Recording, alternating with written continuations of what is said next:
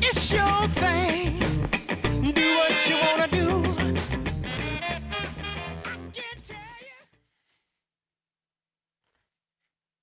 Yeah, thank you all for joining us. Let's maximize the 25 minutes that we have. Thank you, Shailendra, for joining us for this session. I want to start, I'm getting directly into the question. So I want to start with, for our audience, I want to start with a big picture question. All through Singapore FinTech Festival, suddenly you have everybody talking about resilient businesses. And this has been a feature that you've been hearing across sessions. But as an investor, isn't this the basis for capital deployment? Why are we talking about this so much suddenly? Joji, first, hi everyone, and thrilled to be here. Joji, thank you for having me, and to the Singapore FinTech Festival team. I should just first say that, you know, I just walked through the alleyways and I'm blown away. And what an incredible event, but also what incredible amounts of innovation in FinTech. So, but let me get to your question. But I wanted to make sure I said that up front. It's, super impressive. So look, of course, not just FinTech businesses, but all businesses should try to be extremely resilient, and that's market cycle agnostic. But I think founders and investors are in the end humans, and humans are motivated by human psychology. And human psychology is when markets go south, people start focusing on first principles and fundamentals, and want to talk a lot more about resilience, high quality business models, and so on. And then when markets are very buoyant, everybody wants to discuss growth. So I think it's very expected of what people would do at such a time. Got it. So our topic is FinTech building resilient businesses. But before that, I want to ask you, what are the FinTech businesses that you've seen that are not resilient? Yeah, it's a very good question. And I have this thought that I'd love to have you guys all in FinTech think about a little bit, which is that actually there's some tension between fin and tech. And let me explain what I mean. The way tech companies are built is actually quite different from how fin, and let's say fin stands for financial services, how financial services companies are built. Tech companies are built with these ideas of very high market share, burn a lot, grow very quickly. This idea of blitz scaling has become very celebrated around the world in the last many years, and that's how tech companies are built, with candidly with most of the time low regard to regulation, and with the mindset that you can either create a monopoly, use network effects or something else, or duopoly, or have one or two companies disproportionately capture market share. However, how fin companies are built, or financial services companies are built, is completely different. They're built with this idea of disciplined compounding, lots of governance, high quality governance and compliance with local rules, dealing with regulation, and way more economic prudence and frugality in how these businesses would be built. So I think there's some natural tension when founders run FinTech companies.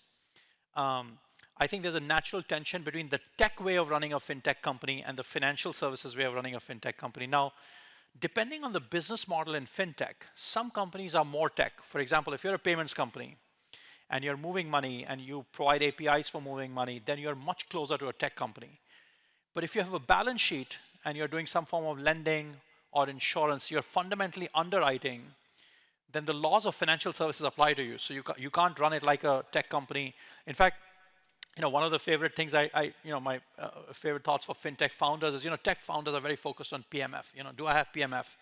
And when they start getting users, they say, hey, I have PMF. And I always tell founders, look, the number of people who want loans in poor countries, in emerging markets is limitless. FinTech lending businesses, insurance underwriting businesses have infinite PMF. Okay, so giving money out does not constitute PMF. Getting money back constitutes PMF. So, and financial services figured this out, for many, many years, which is that, you had to have very high quality risk underwriting, collections and so on and so forth. And a lot of FinTech companies that are built a little bit more of the tech way, blitz scaling way, they'll try to ignore that and go for very high growth, and then they'll run into trouble. So I think if founders are highly aware, or management teams are highly aware of different parts of the business, is this the tech part of my business, or is this the fin part of my business? And I think they should make appropriate choices. Sometimes if you bring a very strong tech DNA to a fintech business which may have a balance sheet or underwriting or risk management needed, and you try to blitz scale it, then that leads to trouble. Got it. Shailendra, you and Sequoia, you have over a dozen fintech unicorns in your portfolio. You've been investing in fintech companies for a long time, well over a decade. You mentioned some of the things that, are there other mistakes that you've seen in terms of some of the companies that have not worked across the last maybe a decade or so? So, it's very interesting. I think fintech first has immense so we always internally think fintech and core software investing, your SaaS, your dev tools, and so on. These are our two core sectors, that we love investing in. And for what it's worth, our view is in emerging markets. If you were to go look at the market cap and the profits, absolute dollars of profits of all the listed companies in either India or Indonesia or several other markets, you'll find that in most countries, either the highest market cap company in emerging markets or many of the top 10 market companies are financial services companies, traditional financial services companies. And this is in spite of the fact that these companies were built with, call it traditional, they did not have the benefit of internet go-to-market, hundreds of millions of digital users they could engage in the past, and so on and so forth. And so our view is, when the fintechs of these emerging markets can become the most valuable, have a potential to become amongst the most valuable companies in these economies, but it'll take decades. So it's not, fintech, again, there's a fin part of fintech. It shouldn't be built with blitzscaling all the time unless it's, much closer to tech. And so, if you were to take a patient, very long-term, multi-decade view, I think you could build, very, very large companies. And again, a lot of the mistakes that are being made in underwriting. Some mistakes being made is, too much regulatory risks being taken, and again, a financial services business has a lot of focus on governance and compliances with the laws and so on, and tech businesses may not. Sometimes tech businesses have this "will break the rules" mindset, and that's where companies go wrong. Interesting. Just to sort of roll back, in the sense, your latest fund for Southeast Asia and India, you raised a record $2.8 billion. And when you look at investing from this vehicle, not just fintech, but across other sectors too, are there any particular, flavors that you're looking at, particular type of companies that, and within fintech, are there, any sectors that you will look at maybe in the rest of 2022, 2023 and beyond? Thank you for asking. First, the best thing that VCs can do is be open-minded. So of course we have a thesis, we have a point of view, but we want founders to sort of enlighten us, open our eyes about the things that we don't know, or help us understand things maybe differently sometimes. And so first, we couldn't be more fortunate to have so much capital to invest in India, Southeast Asia. So feel very privileged to get a chance to do what we do. Fintech, financial services, like I said, one of our two most important sectors. I think we have 50 or 60 fintech investments already across India, Southeast Asia. We also have traditional financial services investments, like a 5-Star Finance in India, or GoDigit, which is an insurance carrier in India, or a company called Star Health Insurance, where we were shareholders for about 10 years and is now a public company. So we have both financial services and fintech.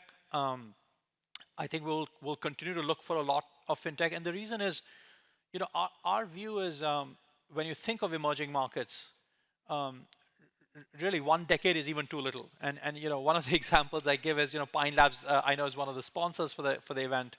And I was fortunate to invest in Pine Labs almost 14 years ago. So it's been now, 13 and a half, coming up on 14 years. And we had a board meeting on Friday, and I was blown away.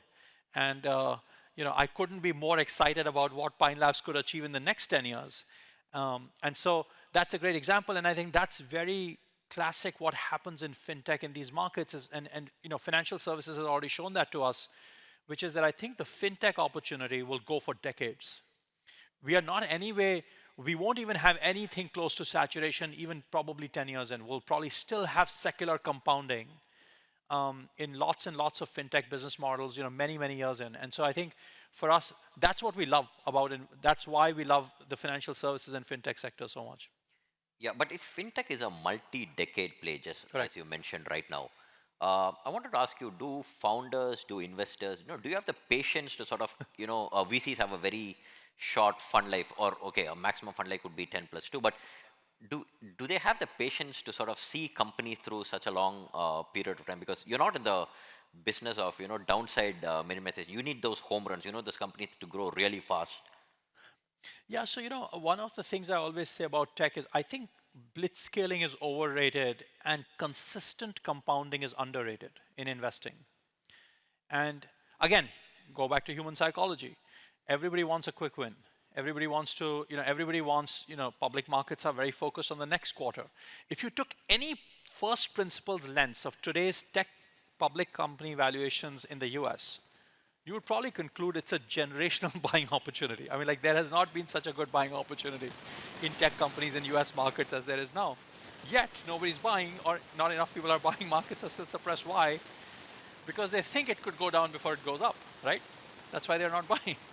Because they were buying last year at very high prices, and I was reading yesterday, SaaS multiples have contracted 75%, and people are not buying. And so, sadly, founders, investors, and so on are very focused on very short-term, what they expect the world to be, and which is why the very best investors, the very best, both whether it's VCs or founders, or folks like Warren Buffett, they'll take an extremely long-term view, and they'll be like, hey, current market volatility is just noise. And what you saw last year, record funding, record valuations, right? Companies raising 3 rounds in a given calendar year. That is a great example of this human psychology-induced euphoria. And this year, again, very predictably, you're seeing the completely opposite behavior. Yeah.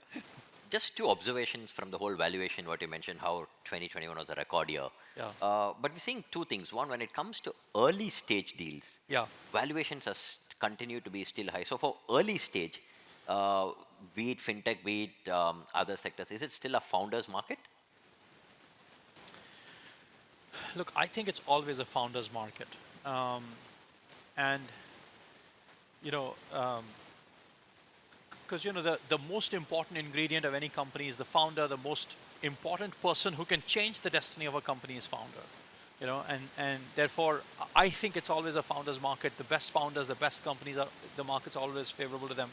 We just had a growth stage fintech we invested in here in Southeast Asia. They had 5-6 term sheets, and it was 40 times revenue multiple even in this market. So again, I don't think you can use a broad brush to say all companies or all late stage financings are distressed or companies are being treated a certain way. I actually think even in this market, if you have a very compelling proposition, or of course the bar has been raised, and that's a good thing. Whenever the bar gets raised, I tell founders this is the best thing that could have happened to you, because you are now forced to up your game, and that's not a bad thing. Yeah, you mentioned late stage financing. We're seeing a lot of late stage deals, valuations coming down. They are stressed. So does this mean that going forward you're going to see a lot of consolidation? Or are we going to see a lot of different structures like convertible notes, debt, M&As? How do you see this going forward?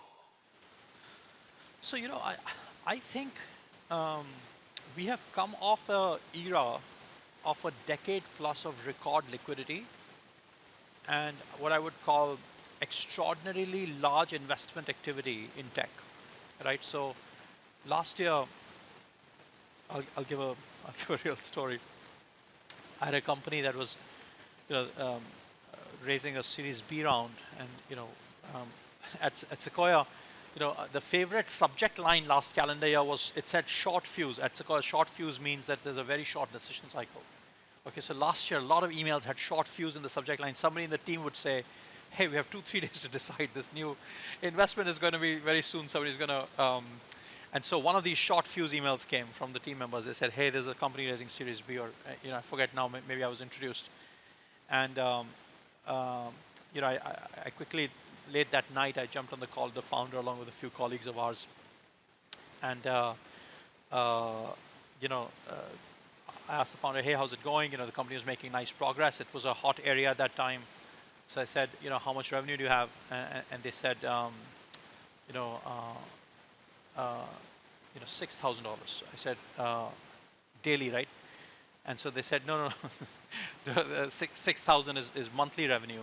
So again, this is a fintech company with a tiny amount of revenue, and I said, how much are you going to raise? And they're going to raise $75 million. Okay, so a company with a few $1,000s of monthly revenue is planning to raise $75 million. Now, I see some people chuckling, but actually they raised it. And they had many term sheet, and this was short fuse. This was a short fuse of last year. So I think last year what we saw is we saw these record amounts of money being invested. And candidly, what that has done is there is many years of bad habits that have accumulated in how companies are built, where sometimes it's taken for granted that companies should be built with so much capital. But in fact, I always tell founders, why do you need so much capital? You should be willing to build a company with a lot less capital if you built it frugally. And in fact, if you truly had the owner's DNA, the owner's mindset, and you had a large ownership in your company, and you really, really, truly believed that this was your life's work, and you had an attractive economic model, you would not want to dilute so much, right? So you would not want to constantly keep raising money. So I think we have some undoing needed of a very long period of these easy money, very large financings for very young companies. Some of that has distorted reality. But again, I think, nothing could be better than the current environment for founders to embrace first principle thinking versus, I think of all these large valuations and large raises as proxies for progress. Founders will feel good about this. Again, in terms of human psychology, it makes a founder feel really good. It's a dopamine hit. I got 50 million more, 75 million more, and at 375 million post, 9 months after starting my company. Okay, so it's a huge, so call it psychological motivator, but it's not a real first principle metric of progress. And I think this year everybody's saying, hey, how good is revenue growth? What does unit economics look like? Do you have a profitable business, or do you have a attractive business? And I think this year a lot of founders are saying, I don't need to raise so much money. So, in terms of, a lot of people are asking, hey, should founders take down rounds? How should they think about accessing things with these convertible notes? And so, at least to me, the reason I gave this context is, look, the very best companies don't need these convertible notes. And also, if you adapt your business fast enough, you won't need these convertible notes. Now, if you do need these convertible notes, you have to do what you have to do. Some of that is opportunism from investors that you see in this market. And, people will do, again, what they will do. But I do believe I believe in this thing I call the elasticity principle. And I feel both humans and startups are alike. And people surprise themselves with how much elasticity we all have. So, an example is, let's say I've not been running for the last few months, but I know that if I started running in probably a month, there's a good chance most people, or 2 months of training, most people can run a half marathon, right? Most people will run a half marathon and they've never run before in their lives. And I call this the elasticity principle, which is that when people get really committed, dedicated to something, they surprise themselves with how much they can either change themselves personally, and the exact same thing applies to startups. So I find startups have tremendous elasticity. And the same company that was running with 400 people last year, maybe running with 150 people this year, and founders are sitting there thinking, like, why did I have so many people last year? And we have these chats with founders all the time. So again, I think if you embrace the elasticity principle, you can probably make pretty dramatic changes and improvements, and you have so much capital overhang. Balance sheets are full with cash from last year. Most founders are just sitting it out. At least our fintech founders in this market, most either don't need capital or are just choosing to sit it out. Got it. For the audience here, please send your questions in. We'll try and take a couple of them before we finish. I'll wait for your questions, but in the meanwhile, Shailendra, for some of the issues, the problems that you mentioned, how much are investors to blame? Because investors were the ones who pushed companies to scale at this, and valuations were set by investors. How much are investors to blame for the situation that we're seeing today? Again, I think all humans are acting the same way, in my opinion. Whether founders or investors, everybody is. We are all going to behave the same way. Human psychology determines how people behave. So I definitely think everybody is sort of guilty of behaving with a herd mentality, and being very FOMO driven last year, and and so on. But when I say everybody, again, we shouldn't use broad brushstrokes. There are lots of companies. Again, I'll give the example of Pine Labs. Pine Labs has been consistently profitable for the last many years. Last year was a very strong year of profits. This year is a very strong year of profits. And they did take advantage of last year's market to raise at high prices, but it doesn't mean that they started burning money or the business suddenly changed a lot. Another example in India is a company called Zerodha, which is extremely profitable. As you know, it's a bootstrap business with over $100 million of pre-tax profit, and I would argue that they dealt with last. So again, I think at a very generic level, you could say that a lot of people are collectively responsible, but I do think enough people are actually sticking their neck out and sticking to their own first principles thinking. And I always tell founders, deeply ask yourself, do you really believe in wanting to go along with the herd, or do you want to do your own thing? Do you want to stick your neck out? Equally, I asked this year, I tell all founders, what a great opportunity to raise your game. Why do you need more money? Go really push yourself to be best in class, push yourself to have a great economic model, and you'll surprise yourself with how good your business looks. Yeah. Just one last question from my side before I take some of the questions that have come in. One thing that I wanted to ask you was, when you talk about resilient businesses, there are issues related to compliance, governance, regulatory issues, and some of the issues that you faced with some of the unicorns in your portfolio last year. Yeah. How important are these to be addressed when you're talking about building such businesses? Yeah, again, tech companies and fin companies, right? Financial services companies have historically been built with a large degree of emphasis and focus on governance, regulatory compliance, and those muscles a lot of tech founders will not build early enough. And especially, hindsight is 2020. I think if you'd ask most fintech founders, even those who are trying to grow fast and so on, most will say, hey, this is a developmental area. And often they're asking us for help, saying, hey, how do I strengthen governance? How do I strengthen compliance?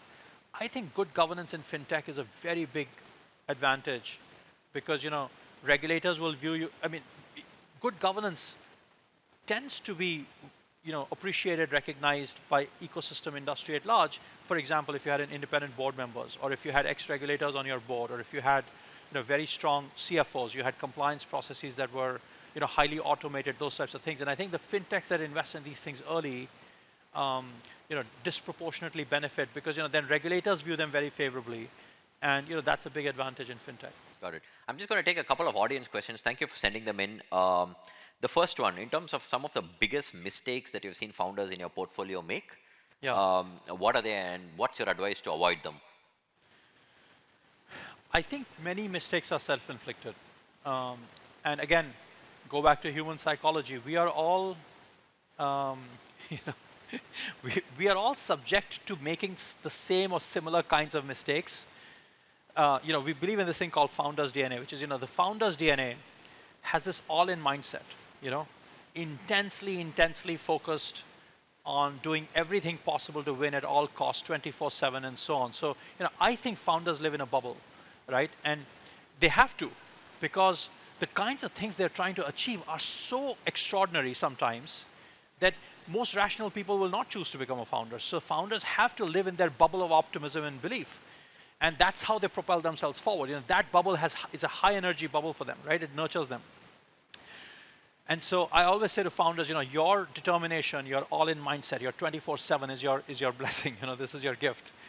But that's also often their curse, right? So because what happens is this bubble, sometimes can lose sight of reality, objectivity, and so I think every successful founder who I talk to, let's say who's raised a few $100 million and has a $50, $100, $200 million business, and they'll often ask me saying, hey, Shailendra, what can go wrong? And the first thing I always tell themselves is, yourself. And what I mean by that is, and again, step back. Look, the most important ingredient of a company is their founder. And only if the founder can personally grow and scale can the company grow and scale. So the founder's learning trajectory, the founder remaining highly grounded and connected, and etc., is key to not stumbling along the way. And I think most stumbles are self-inflicted, and it's when founders get overconfident. And they get overconfident because they get focused on these proxy metrics. I have 400 in the bank, my company's worth a few billion, and so on. and that's very reality distorting. Especially if you live in that bubble, it's such a huge thing of validation that it's very reality distorting for founders. So at least that's my view. Yeah. Just one or two more questions. We're almost out of time. I'll just quickly take one or two more questions. A question on buy now, pay later. Yes. During the pandemic, it was seen as one of the most resilient business models, but today it's all of the global companies in the space have sort of the valuations have crashed. How do you see the whole BNPL space? Thank you for asking. So look, BNPL, as it has been most all around the world been created, is a balance sheet business. You take credit risk, and again, I talked about the tension between the tech business and the fin businesses, right? Whenever there's a balance sheet business, this is a multi-decade known principle across all balance sheet businesses in financial services. If you try scaling balance sheets too fast, that's bad for business. You'll end up with problems. And so I think all the BNPL businesses that were taking credit risk, if they try to grow too fast, they see credit deteriorate. If you're in a balance sheet business, credit quality deteriorates, which means risk management is bad. It's very hard to finance those things. Now, I'll give an example again of Pine Labs, where Pine Labs' BNPL business is very unique. Pine Labs' BNPL business takes no credit risk. And the way it's structured is that brands do subvention and consumers use existing credit card or debit card lines issued by banks, and Pine Labs is just a facilitator. And I was at a board meeting on Friday, and the team shared that there was over $500 million of credit disbursed by banks on Pine Labs' BNPL business in the month of October. Massive record for them, much higher than prior months. But they're not taking any credit risk, so it's all it's a huge driver of profits for the company. So again, I think it depends on the choices that companies are making. If you're going to take balance sheet risk, blitzscaling in fintech is a bad idea. Yeah. A related question to that: if blitzscaling is requires so much investor money, yeah, and where companies remain unprofitable, why are investors pumping in so much cash? Yeah, it's a very good question. Just like founders, I think investors are also from different backgrounds. They have different contexts. So like I'll give you an example of what I mean by that. Take Temasek and GIC, local sovereign funds here in Singapore, right? Both those late stage investor institutions have lots of experience holding traditional financial services stock, let's say in Indian markets. And I have lots of experience in India, South Asia, so I'll stick to that.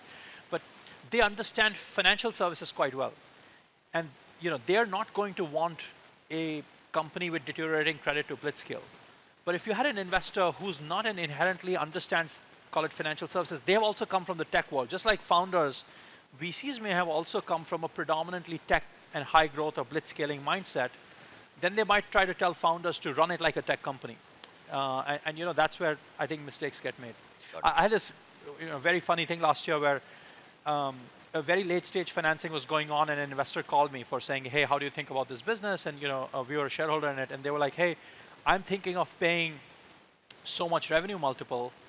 And I was like, hey, this is a balance sheet business. Balance sheet business should be measured in price to book. And tech company can be measured on ARR multiples. So again, these are the very basics of the financial services that I think not everybody internalized, and I think as a result there was some miscalibration as a result. Got it. And as we as we finish, just for the founders, if there are founders and others in the audience, if they're pitching to you or Sequoia, what's the most important thing that you would like to see in the pitch deck?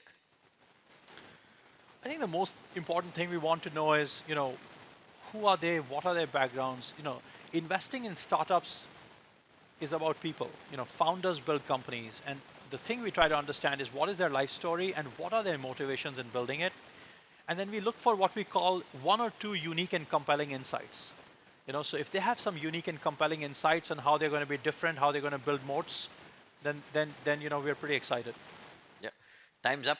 Thank you, Shailendra, for this wonderful session. Thank you to the audience for sending in those questions. I hope we had a great time listening to insights from you. Thank you all. Thank you, Joji. Thank you, everyone.